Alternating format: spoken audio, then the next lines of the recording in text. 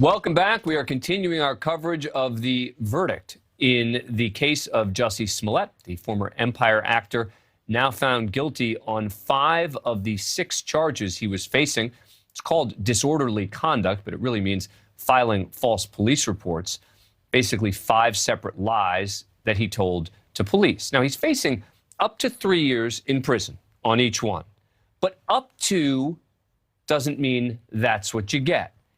A lot of people with a lot of different theories on this. I said just a little earlier that I think he now has to get jail time as a result of what he's put the system through. But if you look at previous cases like this, there's definitely going to be an argument for probation. Joined again by attorney Terry Austin and Glenda Hatchett. Terry, what do you think he's going to get here? I have mixed feelings about this. I think it's possible he will not get jail time and he may only get probation. I think he's definitely going to have to pay some money. He spent a lot of time for the police officers having to investigate all of this. So I think there's going to be some penalty imposed. Maybe that'll be at the civil trial. But here, if they can impose the $25,000, they will.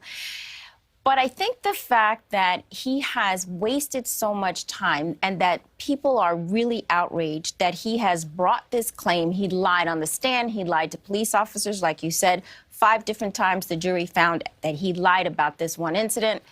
I think there's a possibility the judge is going to think about all that and impose a small amount of time. It won't be, I don't think, 3 times 5. So I don't think it's going to be. Do you think he'll get it a year? I think he might get a year. Yeah, because Glenda Hatchett, the main reason that I am convinced he's going to get jail time, a lot of people are asking me now, well, could he face a perjury charge, right? Because he testified in this case, and he clearly lied on the stand.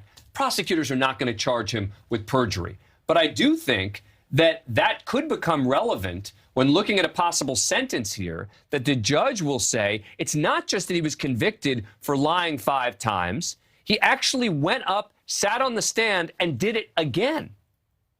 And again, and again, and again. I agree with what Terry has just said.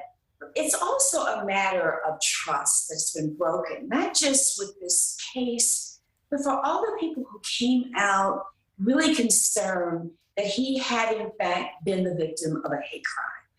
And so I do think that there's going to be jail time. I don't think it will be, again, 3 times 5, nor do I think it will be 3.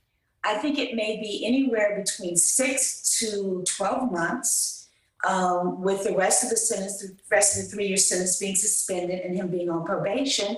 And I think a hefty fine. I would not be surprised to see the $25,000 fine imposed in this case at all.